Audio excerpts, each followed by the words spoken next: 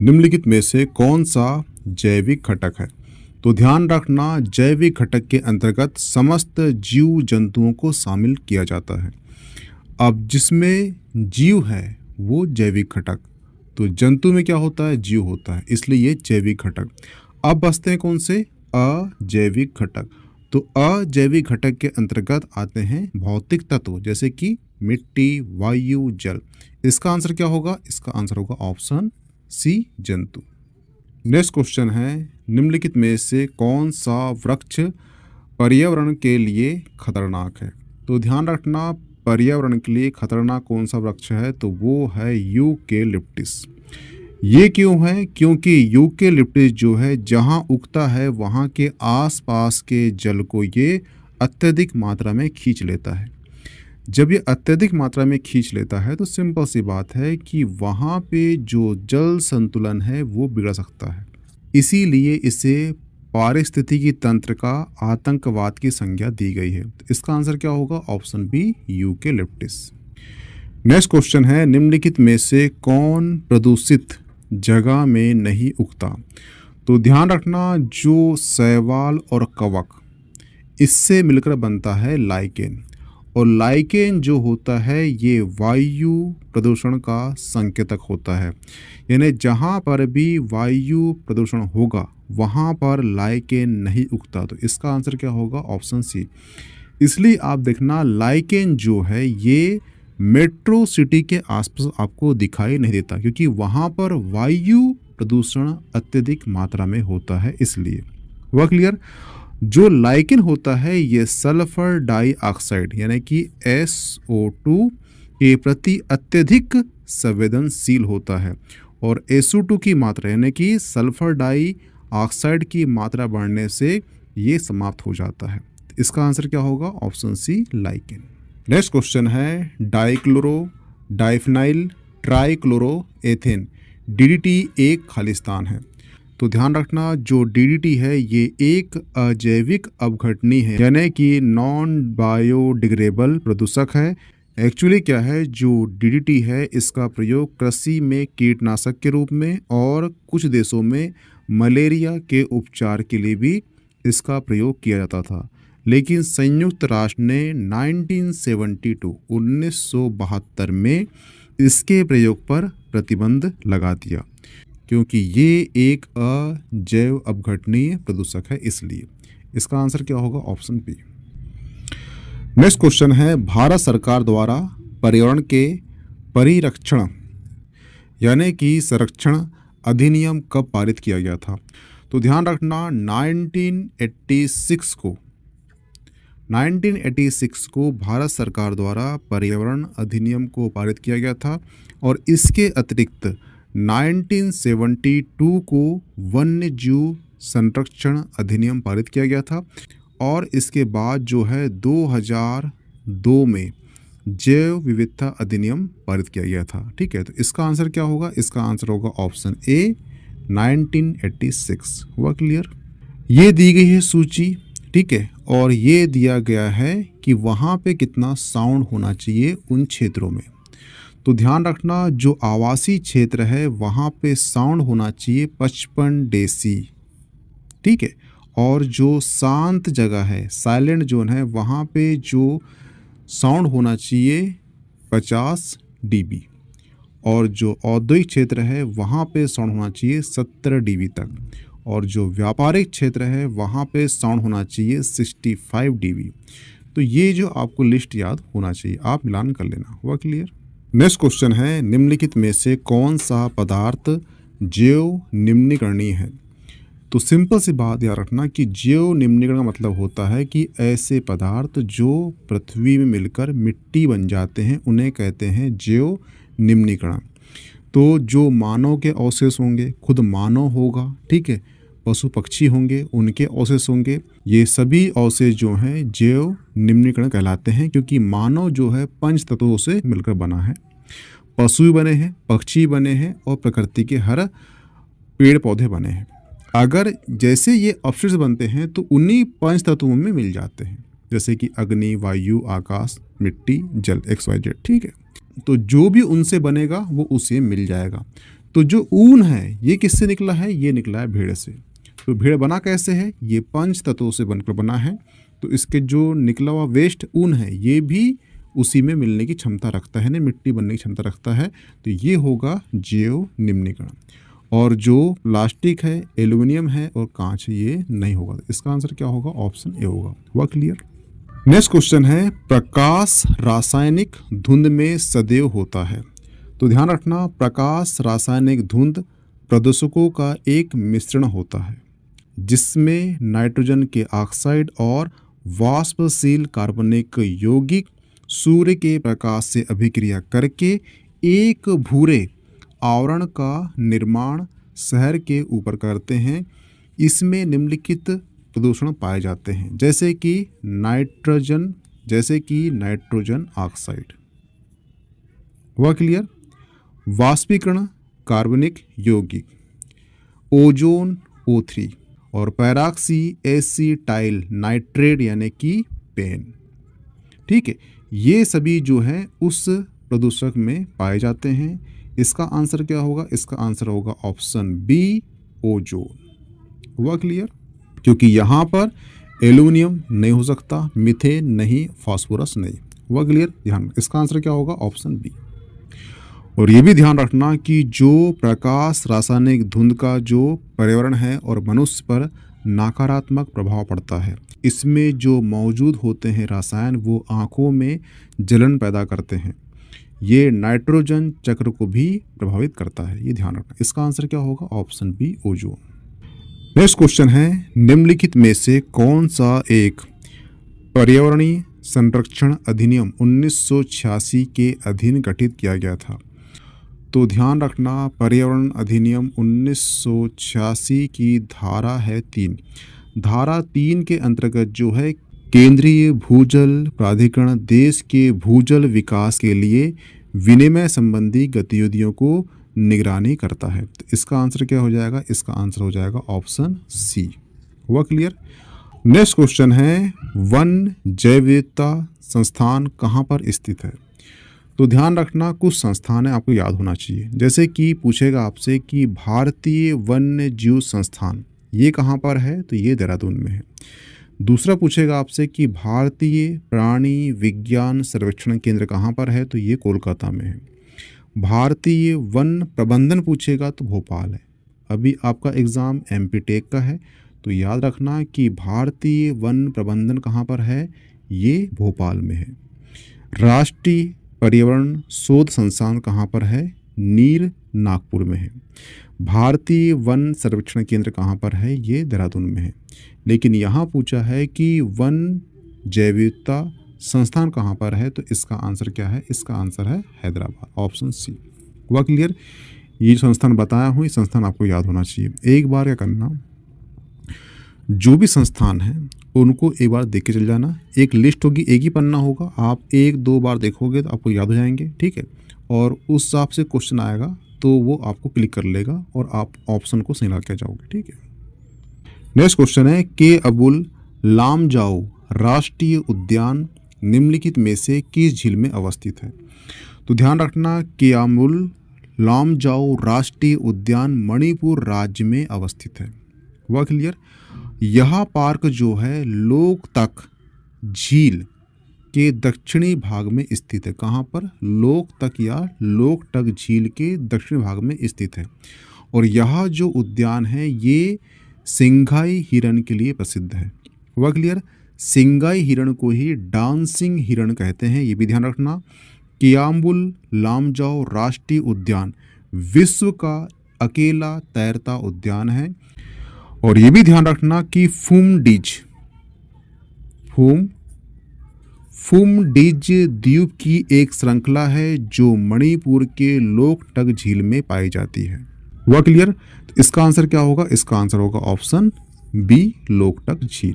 Next question है, basal convention, राइडम convention और Stockholm convention निम्नलिखित में से किससे संबंधित है? तो ये सभी जो हैं प्रदूषण का प्रबंधन संबंधी कन्वेंशन है। इसका आंसर क्या होगा? Option B.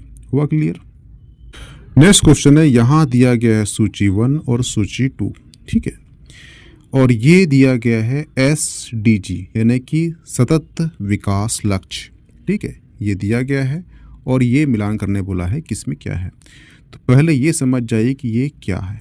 ठीक है, ये ध्यान रखना कि सतत विकास लक्ष्य सर्वप्रथम 2012 में Rio+20 सम्मेलन में प्रस्तावित किए गए थे और संयुक्त राष्ट्र महासभा ने इन्हें नई रूपरेखा देने के लिए अपनी दुनिया में बदलाव करने के लिए टिकाऊ विकास के लिए 2030 तक के लिए एक एजेंडा सेट किया और इसमें 2015 से लेकर 2030 के लिए 17 लक्ष्य तय किए गए, जिसमें 169 प्रयोजन तय किए गए और इन विकास के लक्ष्यों को वर्ष 2030 तक प्राप्त करने का लक्ष्य तय किया गया। और सबसे मुख्य बात याद रखना कि इन 17 लक्ष्यों में कहीं पर भी अंतरिक्ष अनुसंधान शामिल नहीं था। तो 17 लक्ष्य क्या होते हैं, मैं यहाँ पे PPT ऐड कर दूंगा। ठीक है, पहले ये जान लीजिए कि सतत विकास जो 10वां नंबर है उसमें दिया गया है असमानताओं की कमी। जो SDG 13 है उसमें दिया गया है जलवायु परिवर्तन और जो SDG 14 है उसमें दिया गया है जल के नीचे जीवन और जो SDG 15 है उसमें दिया है भूमि पर जीवन। ठीक है, ये 17 लक्ष्य तय किए गए हैं। हर एक लक्ष्य का एक लक्ष्य तय किया गया है, 2030 तक इसे कंप्लीट करना है। ठीक है, ये ध्यान रखना। हुआ क्लियर? यहाँ पे मैं एक ऐड कर दूँगा PPT ताकि आपको 17 लक्ष्य पूरा याद कर लो आप, क्योंकि ये जस्ट अभी एक एग्ज़ाम हुआ था उसमें ये क्वेश्चन कर लिया था। तो 17 जो लक्ष्य है आपको 2030 तक काम आएगा, तो 2030 तक के लिए आप याद कर लेना तो ज़्यादा अच्छा है। ठीक है, नेक्स्ट क्वेश्चन है, निम्नलिखित में से कौन सी एक फसल जो मीथेन और नाइट्रस ऑक्साइड का स्रोत है। तो ध्यान रखना, जो धान के जो खेत होते हैं वो मीथेन और नाइट्रस ऑक्साइड दोनों का सर्वाधिक महत्वपूर्ण स्रोत होता है। इसका आंसर क्या होगा? ऑप्शन बी, धान। नेक्स्ट क्वेश्चन है, विगत शताब्दी में वायुमंडलीय ओजोन परत के ह्रास का कारण क्या है। तो ध्यान रखना, विगत शताब्दी में वायुमंडलीय ओजोन परत के ह्रास का जो प्रमुख कारण है वो है क्लोरोफ्लोरोकार्बन, जिसे हम CFC कहते हैं। इसका आंसर क्या होगा? Option A, chlorofluorocarbon. हुआ क्लियर? क्लोरोफ्लोरोकार्बन जो होता है ये समताप वायुमंडल में पहुंच जाती है और जब वहां पहुंचती है तो वहां पे जो ओजोन गैस होती है O3 होती है, उस गैस को क्षरण करने का, उसे ह्रास करने का आरंभ कर देती है। और जो CFC गैस निकलती कैसे है? तो ये CFC जो गैस है ये एयर कंडीशन, रेफ्रिजरेटर आदि जो उपकरण होते हैं वहाँ से निकलती है। ठीक है, इसका आंसर क्या होगा? Option A, chlorofluorocarbon.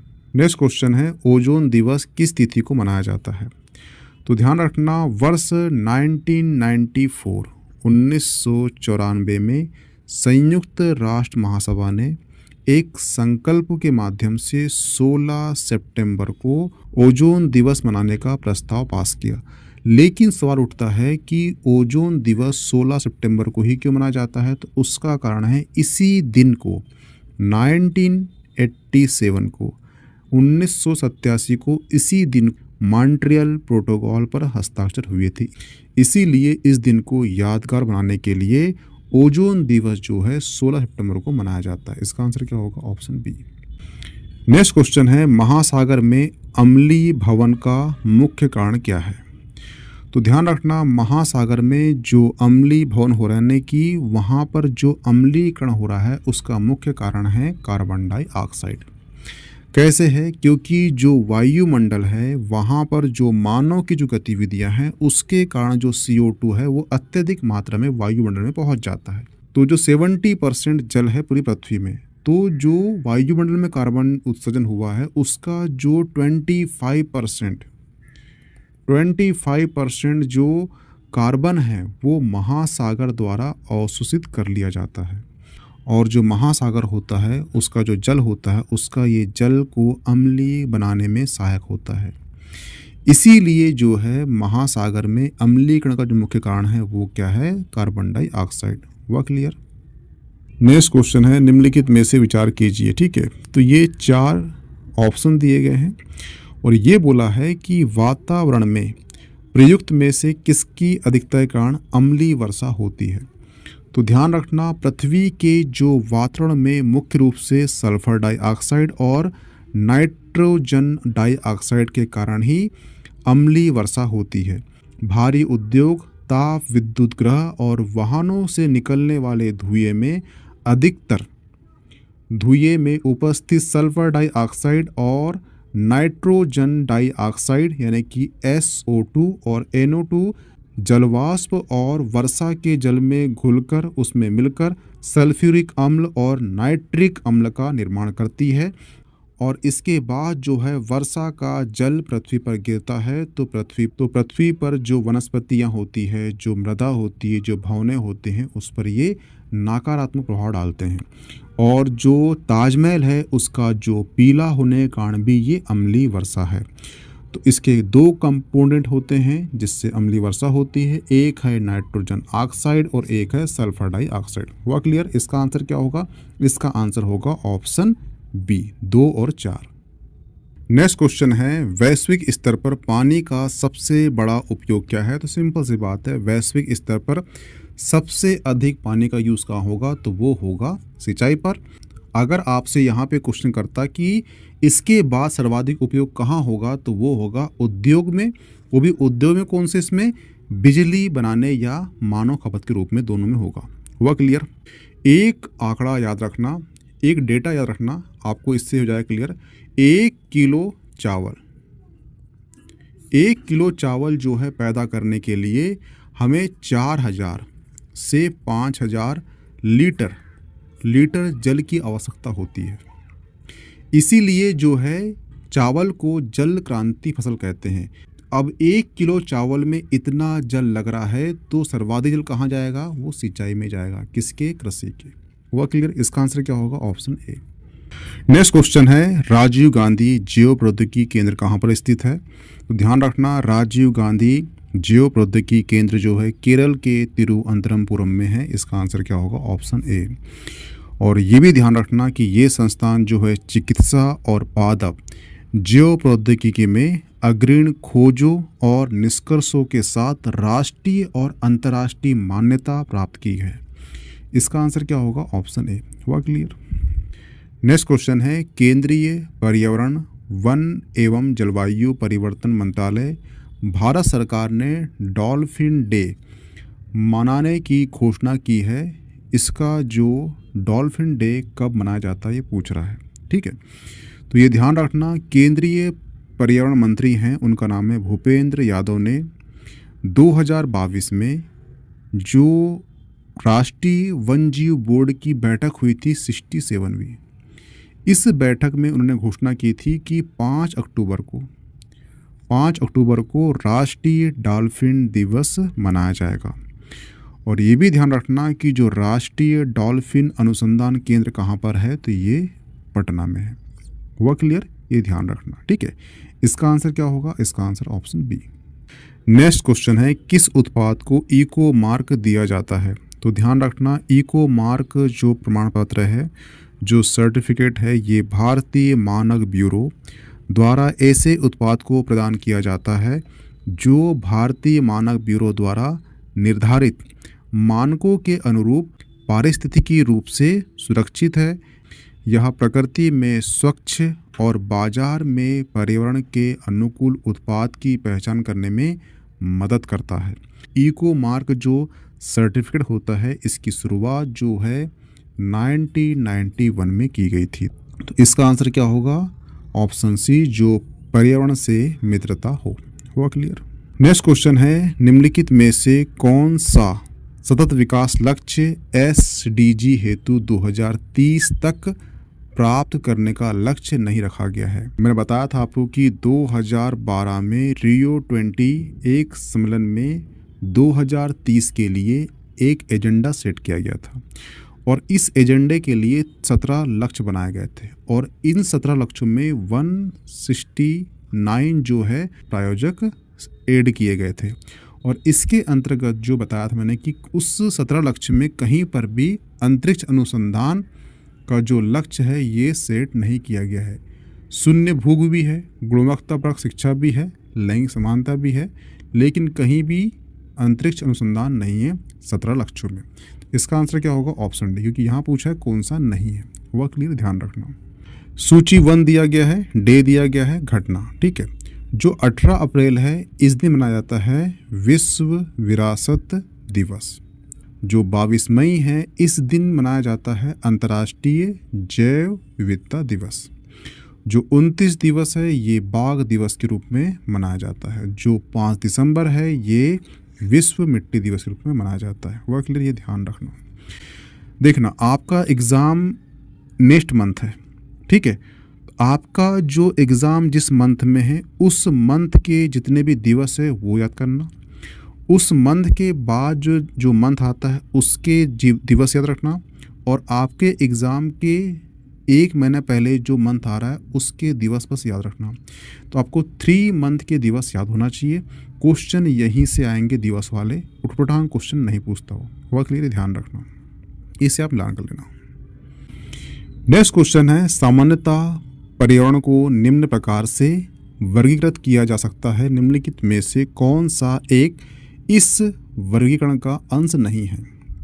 तो ध्यान रखना, जो पर्यावरण है उसके घटक होते हैं 3। एक होता है अजैविक, एक होता है जैविक और एक होता है सांस्कृतिक। जो अजैविक घटक है उसके अंतर्गत आएंगे वायुमंडल, जलमंडल, स्थलमंडल। वायुमंडल, जलमंडल और स्थलमंडल।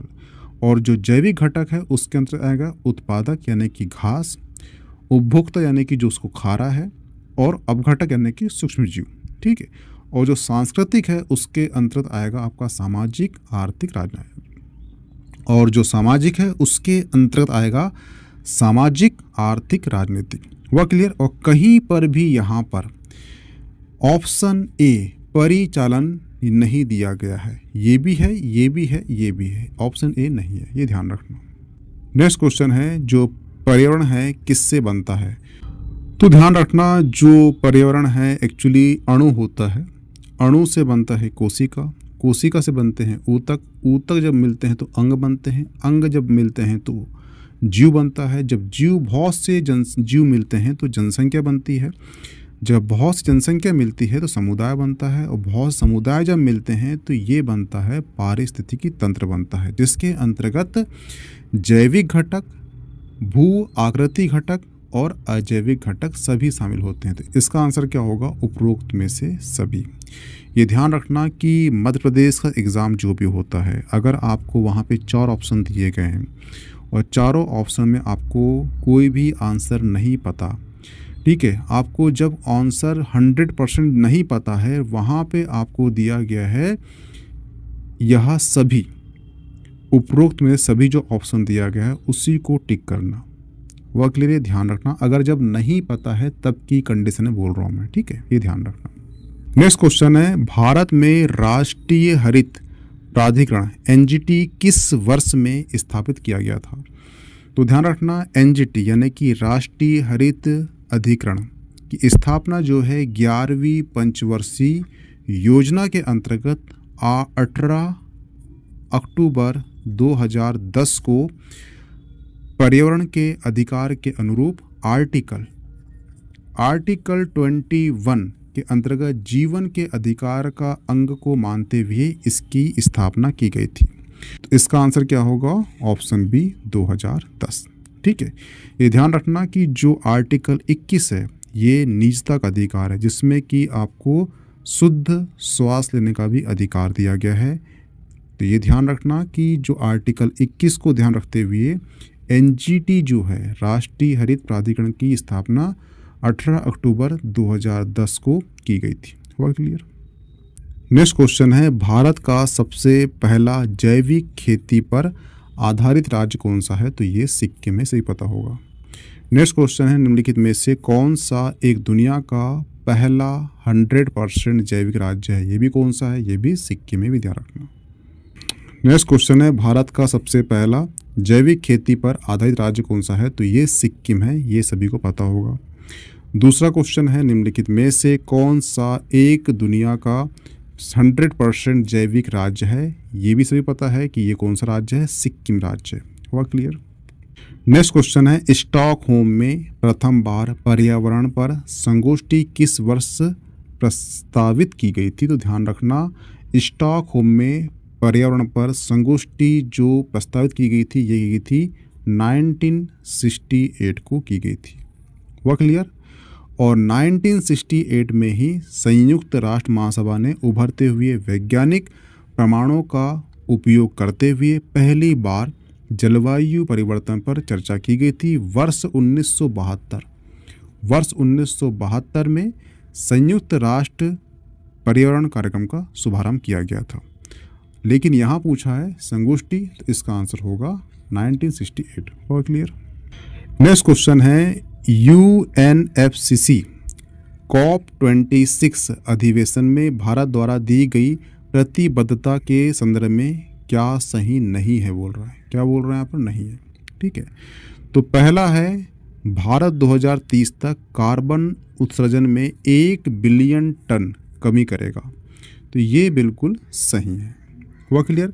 दूसरा है, भारत 2030 तक अपनी ऊर्जा ज़रूरतों का 60% पूर्ति अक्षय ऊर्जा से करेगा। गलत, यहाँ पर आएगा 50%। हुआ क्लियर? तो ये ऑप्शन गलत हो जाएगा। इसने पूछा है कौन सा सही नहीं है, तो बी ऑप्शन सही नहीं है। हुआ क्लियर? ये भी ध्यान रखना कि भारत 2030 तक अपनी गैर जीवाश्म ऊर्जा क्षमता को 500 गीगावाट तक बढ़ाएगा। ये भी सही है। ठीक है, तो ध्यान रखना कि जो 2030 तक जो भारतीय अर्थव्यवस्था है, कार्बन तीव्रता में 45% से अधिक की कमी करना है। ये भी एक लक्ष्य है।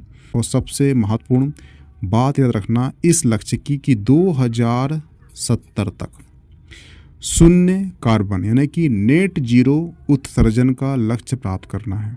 हुआ क्लियर? ये क्वेश्चन कई बार पूछ चुका है, मे पॉसिबल है कि आपको पूछ सकता है, इसलिए ये याद रखना। ठीक है, हुआ क्लियर? और यहाँ पर क्या आएगा? वो आएगा 50%। हुआ क्लियर?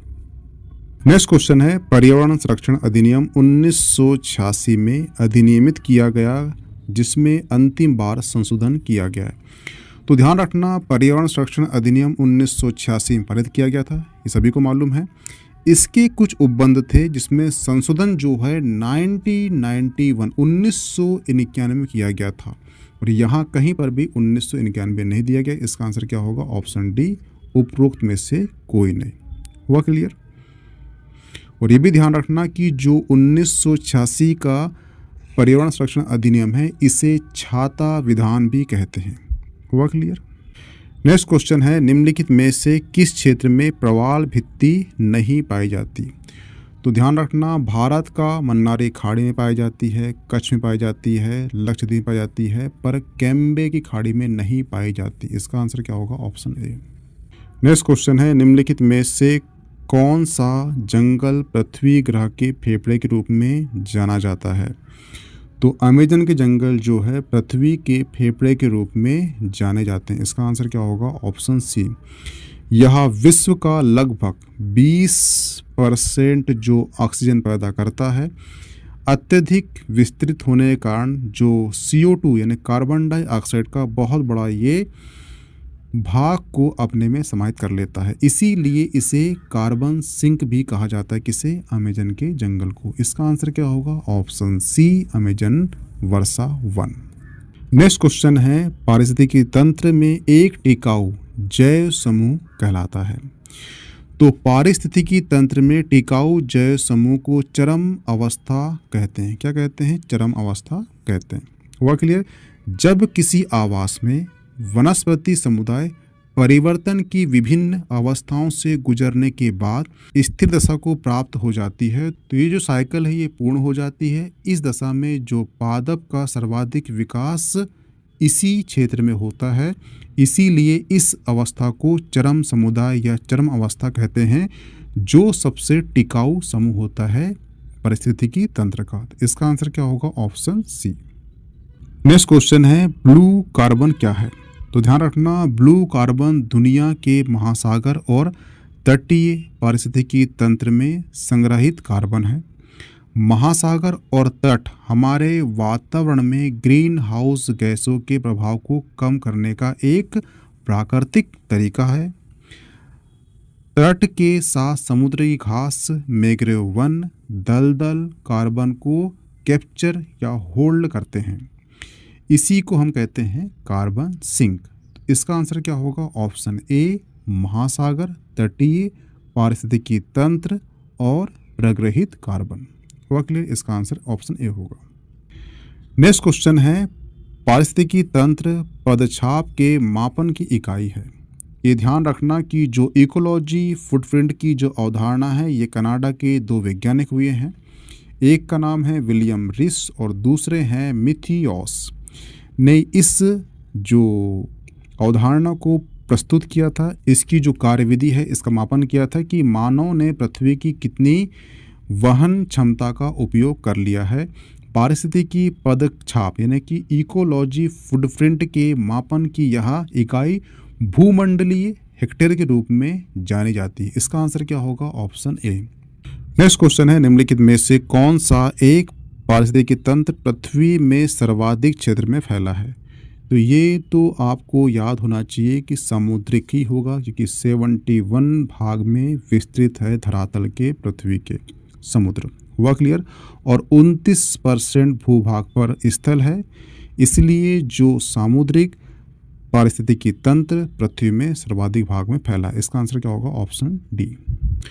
नेक्स्ट क्वेश्चन है, किसी जीव का पारिस्थितिकी निकेत किससे संबंधित है? निकेत का अर्थ होता है कि किसी प्रजाति के समस्त क्रियाकलापों और संबंधों का यह योग है, जिसके द्वारा यह प्रजाति अपनी उत्तरजीविका तथा जनन के लिए अपने पर्यावास के संसाधनों का उपयोग करती है। तो इसका आंसर क्या होगा? वो होगा जीव के विशिष्ट प्राकृतिक वास से। हुआ क्लियर? ऑप्शन ए सही होगा। नेक्स्ट क्वेश्चन है, निम्नलिखित में से पारिस्थितिकी तंत्र का कौन सा एक जीवीय घटक नहीं है? नहीं है बोला, ठीक है। तो ध्यान रखना, जो पारिस्थितिकी तंत्र घटक होते हैं वो होता है जैविक घटक और एक होता है अजैविक घटक। हुआ क्लियर? जैविक घटक के अंतर्गत आते हैं उत्पादक यानी कि पौधे, उपभोग यानी जंतु, अपघटक यानी कि सूक्ष्म जीव। और जो अजैविक घटक है उसके अंतर्गत आते हैं कार्बनिक पदार्थ, अकार्बनिक पदार्थ और भौतिक कारक।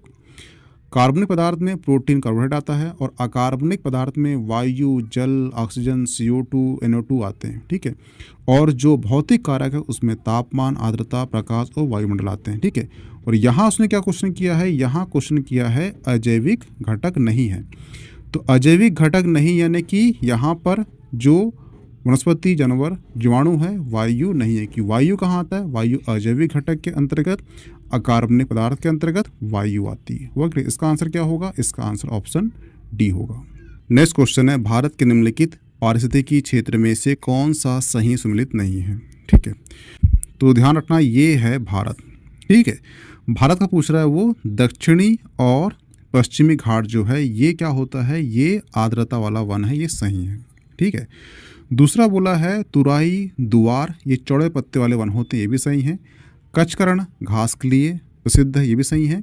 पूर्वी दक्कन पठार यानी यह वाला जो क्षेत्र है जिसके बारे में पूछ रहा है ये बोल रहा है आर्द्र वन, जबकि ये शुष्क सदाबहार वन संबंधित है। तो यहाँ पूछा है सुमिलित नहीं है, तो इसका आंसर क्या होगा? ये होगा। जो पूर्वी दक्कन पठार है ये शुष्क सदाबहार वन है, ये ध्यान रखना। हुआ क्लियर? नेक्स्ट क्वेश्चन है, राष्ट्रीय वन नीति कब शुरू की गई थी? ये ध्यान रखना कि जब भारत आज़ाद नहीं हुआ था, जब भारत गुलाम था, तो पहली वन नीति आई थी 1894 में घोषित की गई थी। हुआ क्लियर? फिर हम हो गए आज़ाद 1947 को। उसके बाद जो पहली वन नीति आई थी वो आई थी 1952 को। हुआ क्लियर? उसके बाद जो द्वितीय वन नीति आई है वो आई है 1988 को आई है। हुआ क्लियर? और जो तीसरी वन नीति आई है ये जहाँ तक 2005 के आसपास आई है, ठीक है। तो इसका आंसर क्या होगा? इसका आंसर होगा ऑप्शन ए 1988। हुआ क्लियर? नेक्स्ट क्वेश्चन है, वन सप्ताह कब मनाया जाता है? तो ध्यान रखना वन सप्ताह जो है 1 जुलाई से 7 जुलाई के बीच में मनाया जाता है। इसे याद रखने का तरीका ये है कि 4 जुलाई को पृथ्वी और सूर्य के बीच में दूरी सर्वाधिक कम होती है। इसीलिए जुलाई में पानी गिरने के बावजूद भी आपको गर्मी का एहसास अत्यधिक मात्रा में होता है, क्योंकि सूर्य जो है पृथ्वी के पास में होता है। और इसी समय जो है खरीफ की फसल लगाई जाती है। खरीफ की फसल जैसे कि धान को लगाया जाता है। और कौन सा महीना होता है? जुलाई का होता है। और 1 से 7 जुलाई को ही वन महोत्सव मनाया जाता है। वह क्लियर ध्यान रखना। नेक्स्ट क्वेश्चन है, परितंत्रों की घटती उत्पादकता के क्रम में उनका निम्नलिखित में से कौन सा अनुक्रम सही है? तो ध्यान रखना, सर्वाधिक जो परितंत्र होता है वो मेघरों में होता है, उसके बाद खास स्थल, फिर झील, फिर महासागर। तो इसका आंसर क्या होगा? ये होगा ऑप्शन सी। वह क्लियर। नेक्स्ट क्वेश्चन है, खाद्य श्रृंखला फूड चेन में मानव है। जो मानव जो है ये प्राथमिक और द्वितीयक उपभोग दोनों है। इसका आंसर क्या होगा? ऑप्शन डी होगा। वह क्लियर। क्योंकि जो मानव होता है ये पादप से भी अपनी एनर्जी पूर्ण करता है, और जो द्वितीयक जो उपभोक्ता होते हैं उनसे भी अपना ये ऊर्जा को कंप्लीट करता है। यानी कि जो मानव होता है सर्वाहारी होता है, ये जीव जंतु और पौधे दोनों खा सकता है, इसलिए इसको रखा गया है प्राथमिक द्वितीयक दोनों रखा गया है। ऑप्शन डी सही होगा। नेक्स्ट क्वेश्चन है, निम्नलिखित में से कौन खाद्य श्रृंखला का निर्माण करता है? तो खाद्य श्रृंखला का निर्माण जो है, घास खाती है बकरी और बकरी खाता है आदमी। वह क्लियर। ये ध्यान रखना कि जो खाद्य श्रृंखला है ये विभिन्न जीवों के मध्य परस्पर भोज्य निर्भरता को प्रदर्शित करता है। इसका आंसर क्या होगा? Option B. नेक्स्ट क्वेश्चन है, पारिस्थितिकी तंत्र में उच्चतम पोषण स्तर प्राप्त है।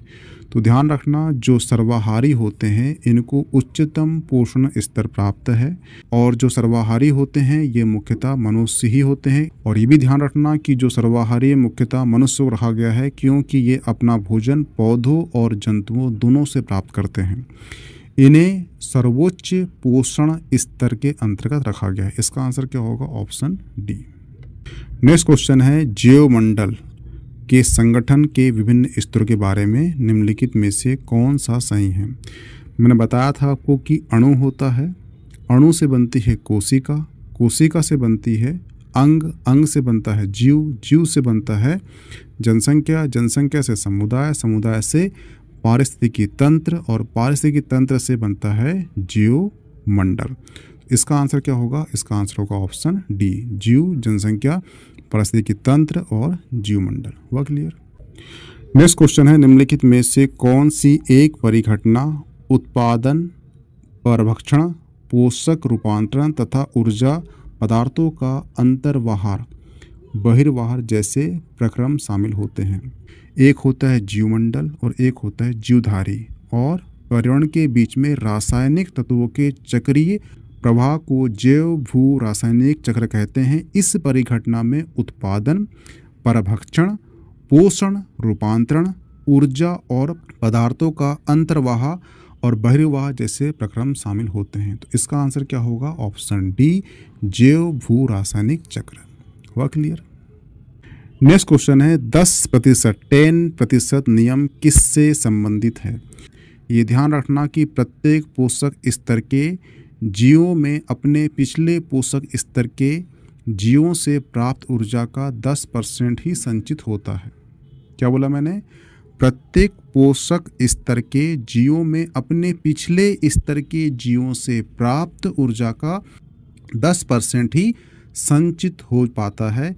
इसे लेंडेमान के ऊर्जा रूपांतरण का 10% का नियम कहते हैं। तो इसका आंसर क्या होगा? ऑप्शन ए, ऊर्जा का खाद्य के रूप में एक पोषी स्तर से दूसरी पोषी स्तर तक पहुंचने में 10% ऊर्जा ही संचित हो पाती है। ऑप्शन ए सही होगा। वह क्लियर।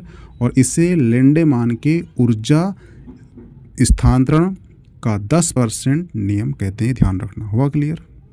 नेक्स्ट क्वेश्चन है, किसी भी पारिस्थितिकी तंत्र में ऊर्जा का पिरामिड कैसे होता है? तो ये होता है हमेशा सीधा होता है, ये ध्यान रखना। ठीक है। प्राथमिक 100%, प्राथमिक उपभोग 10%, द्वितीयक उपभोग 1% और तृतीयक उपभोक्ता 0.1%।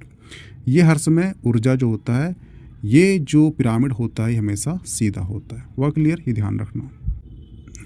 जो ऊर्जा का पिरामिड है ये एक्चुअली ऊष्मा गति के नियम का पालन करता है। इसमें एक पोषण स्तर से दूसरे पोषण स्तर पर स्थानांतरित होने पर ऊर्जा को भी दिखाया जाता है और लेंडेमान के अनुसार 10% ही ऊर्जा संचित रह पाती है।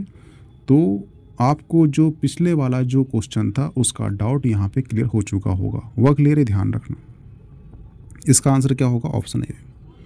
नेक्स्ट क्वेश्चन है, पारिस्थितिकी तंत्र में ऊर्जा का पिरामिड सदैव सीधा रहता है। ऑप्शन डी सही होगा। ये कुछ पर्यावरण अधिनियम है, ये आपको पूरे याद में रखना। यहाँ से ये रखना कि भारतीय वन अधिनियम कब का है? 27 का है। वन्य जीव संरक्षण अधिनियम कब का है? तो ये 1972 का है। जल प्रदूषण अधिनियम कब का है? तो 1974 का है। वन संरक्षण अधिनियम 1980 का है। वायु प्रदूषण अधिनियम 1981 का है। पर्यावरण संरक्षण अधिनियम 1986 का है। जैव विविधता अधिनियम 2002 का है। ये आपको सारे याद होना, ठीक है। और इसके बाद अगर आप याद कर सको तो अच्छी बात है, लेकिन ये जरूर याद रखना, जनजाति अन्य पारंपरिक वन निवासियों के लिए वन अधिकार अधिनियम मान्यता अधिनियम 2006, ये याद रखना, ठीक है। ये जो लिस्ट दी गई है ये पढ़ लेना आप, ठीक है। इसमें क्या दिया गया है? वायु प्रदूषण जो है ये कार्बन मोनोऑक्साइड के कारण होता है। इसमें दिया गया है वायु प्रदूषण जो है कार्बन मोनोऑक्साइड के कारण होता है। ग्लोबल वार्मिंग क्यों होती है? CO2 के कारण होती है। ओजोन परत का जो क्षरण किससे होता है? CFC से होता है। अम्ल वर्षा क्यों होती है? सल्फर डाइऑक्साइड के कारण होता है। और भोपाल गैस त्रासदी में कौन सी गैस रिसाव हुई थी? तो वो हुई थी मिथाइल आइसोसाइनाइड। हुआ क्लियर? ये सूत्र भी याद रख लेना क्योंकि आपकी एग्ज़ाम MP की है। तो MP में घटना घटी है 1984 में, तो आपको ये क्वेश्चन कर सकता है और ये कर भी चुका है वनडे एग्ज़ाम में, इसलिए ध्यान रखना। नेक्स्ट क्वेश्चन है, सूची 1 सूची 2 को मिलान कीजिए। त्वचा कैंसर कैसे होता है? पराबैंगनी प्रकाश के कारण होता है। ध्वनि प्रदूषण मापते हैं डेसीबल में। वैश्विक तापमान कार्बन डाइऑक्साइड कारण होता है। और ओजोन छिद्र जो है ये क्यों हुई है? इसका क्षरण हुआ है, इसका मेन कारण क्या है? CFC क्लोरोफ्लोरोकार्बन है। वक्र आप मिलान कर लेना इसे। नेक्स्ट क्वेश्चन है, यूरो मापदंड क्या है? तो ध्यान रखना, वाहनों से निकलने वाले धुएं से होने वाले प्रदूषण पर नियंत्रण स्थापित करने के लिए जो यूरोप समुदाय के देश है उन्होंने मापदंड निर्धारित किया है, उसे ही कहते हैं यूरो मापदंड। जो BS मॉडल आया था बाइक का, आप सुनेंगे BS6 BS5, ये भारतीय मानक है, ठीक है। तो इसका आंसर क्या है? इसका आंसर है ऑप्शन C, वाहनों से निकलने वाले हानिप्रद गैसों को नियंत्रण करने के लिए एक मापदंड निर्धारित करना।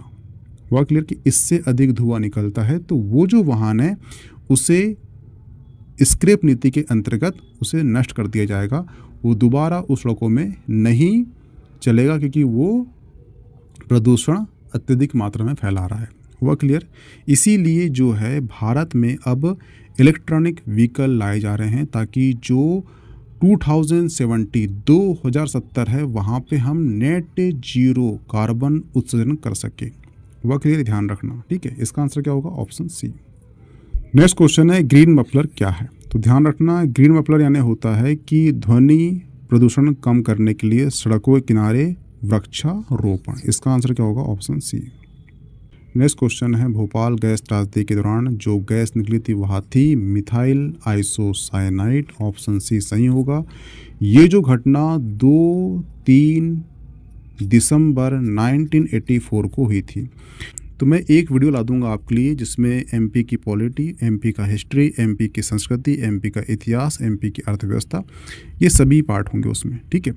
और इसमें वो क्वेश्चन लाया जाएगा जो क्वेश्चन अब तक एग्जाम में आ चुके हैं, क्योंकि एक बार क्वेश्चन कर चुका है कि भोपाल गैस त्रासदी में कौन सा राज्यपाल था उस समय, CM कौन सा था, ये पूछ चुका है। इस प्रकार क्वेश्चन जो होंगे वो वहाँ पर मैं आपको कवर करा दूंगा, ठीक है। तो एक बार उस वीडियो को भी देख के चले जाना। हुआ क्लियर? इसका आंसर क्या है? Option C, methyl isocyanide. Next question है, भारत में निम्नलिखित राज्यों में किसमें देश का पहला काई यानी लाइकेन पार्क 2020 में विकसित किया गया है? तो ये है उत्तराखंड। और जो लाइकेन है ये कैसे बनता है या काई कैसे बनती है? तो ये शैवाल और कवक के मिश्रण से बनती है लाइकेन। और लाइकेन जो है वायु प्रदूषण का अच्छा सूचक होता है। जहाँ पे वायु प्रदूषण होता है वहाँ पे ये उत्पन्न नहीं होता, क्योंकि वायु प्रदूषण वहाँ पे होता है जहाँ पर सल्फर डाइऑक्साइड की मात्रा अधिक होती है, और सल्फर डाइऑक्साइड जहाँ पे अत्यधिक होगी वहाँ पे लाइकेन पैदा नहीं होता। तो इसका आंसर क्या है? Option C, Uttarakhand.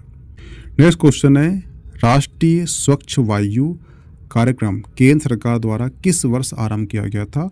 तो 2019 जनवरी 2019 में पर्यावरण, वन, जलवायु परिवर्तन मंत्रालय द्वारा राष्ट्रीय सर्वेक्षण वायु कार्यक्रम शुरू किया गया था, जिसका उद्देश्य वायु प्रदूषण को रोकना, नियंत्रण और पर्टिकुलर मैटर पीएम सांद्रता को 2017 के आधार पर 2024 तक 20 से 30% कम करना। वह क्लियर? इसका आंसर क्या है? Option D. नेक्स्ट क्वेश्चन है, भारत में किस वर्ष मगरमच्छ परियोजना की शुरुआत की गई थी? तो ध्यान रखना, मगरमच्छ की गिरती जनसंख्या को देखते हुए 1975 में भारत सरकार ने संयुक्त राष्ट्र विकास कार्यक्रम UNDP की सहायता से मगरमच्छ प्रजनन और प्रबंधन प्रोजेक्ट शुरू किया। मगरमच्छ IUCN की सूची में गंभीरता यानी कि क्रिटिकली संकटग्रस्त सूची में शामिल है। IUCN की स्थापना जो है 1948 को की गई है, जिसका मुख्यालय कहाँ पर है? ये ग्लैंड, स्विट्जरलैंड में है। इसका आंसर क्या होगा? Option B, 1975। यहाँ पे आपका जो पर्यावरण संबंधी जो टॉपिक है ये समाप्त होता है। इसके जो मोस्ट IMP क्वेश्चन है ये समाप्त होते हैं। ठीक है।